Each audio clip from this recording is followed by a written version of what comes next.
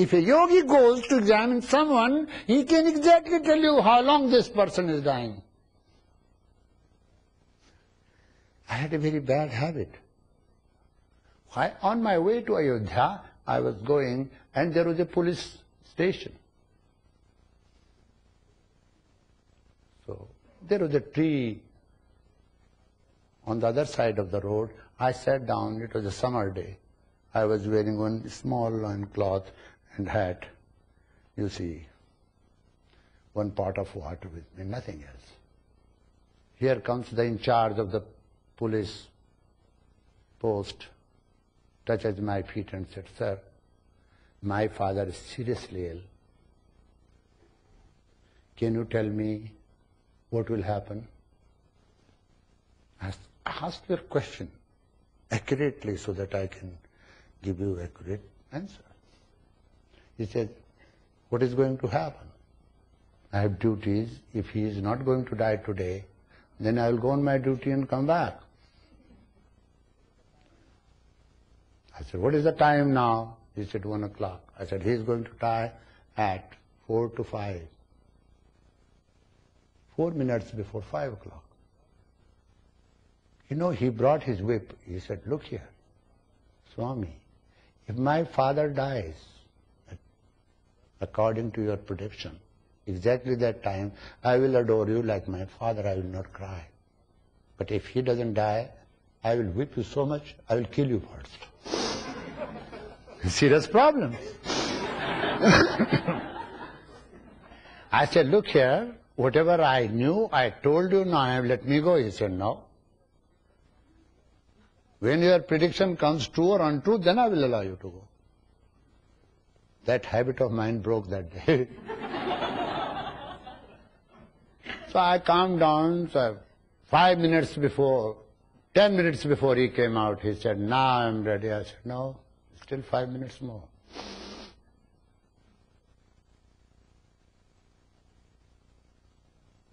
I don't want to wish anything bad, but exactly at that time, he didn't, he died. So he went to attend his father, and I went on the way, on my way. Since then I said, it's not good to be fortune teller. You know. You see. But a layman can also know whether this person is dying or not by seeing the thumb. When thumb drops, this drops. You see, it is not dropping. It drops, touches this part, then he is dead. This is a definite sign, I'm telling you. Huh? In any position, this drops. It has some connection with it. That's why Hindus have a tradition up to honor somebody with the sandal paste like this. There is some meaning behind it. There are many such signs and symptoms which I write in the book, Life Here and Hereafter. They are not wrong. They are definite signs and symptoms. Now, those who want to act have worldly wisdom, worship the Shakti here, and this group is called Kala group. Kala Kula, limited to your family tradition.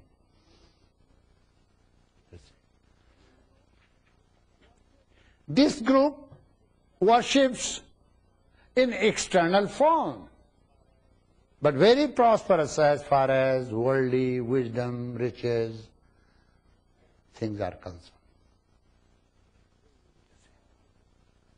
They use all the things. They get married, They have girlfriend, they drink, they take fish, they use many methods. You see. That particular worship,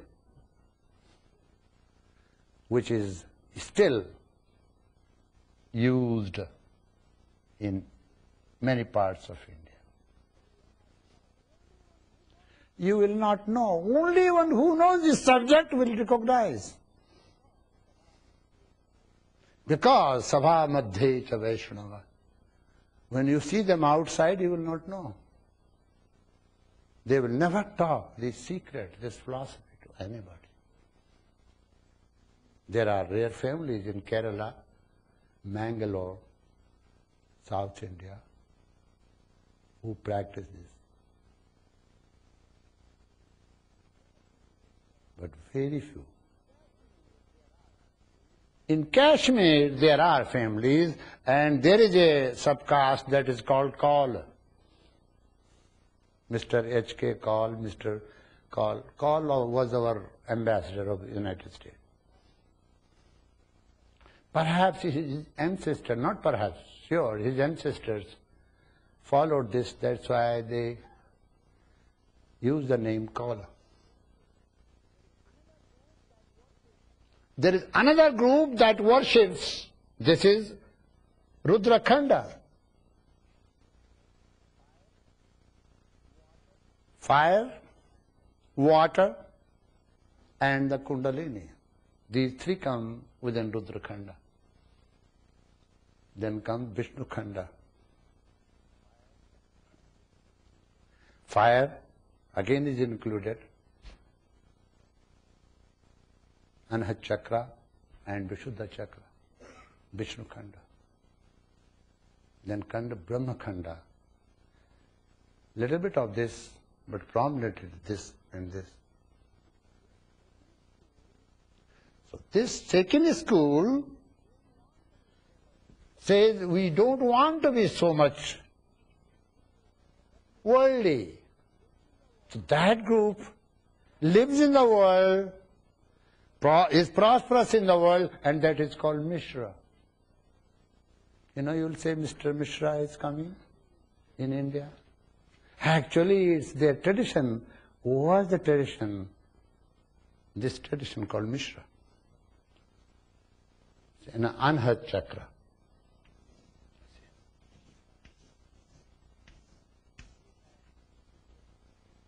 They have different scriptures, but scriptures do not carry much weight, much guidance. Because this is an oral tradition. Very ancient tradition. Vedas are considered to be most ancient books, but this tradition is equally ancient as Vedas.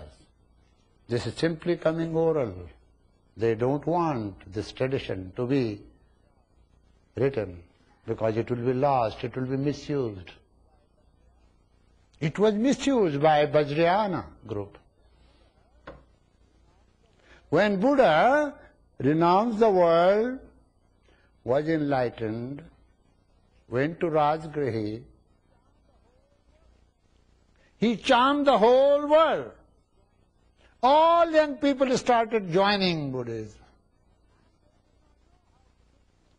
And they did not know how to discipline, how to follow the discipline of renunciation. So they created a marga, a path, which is called Vajrayana.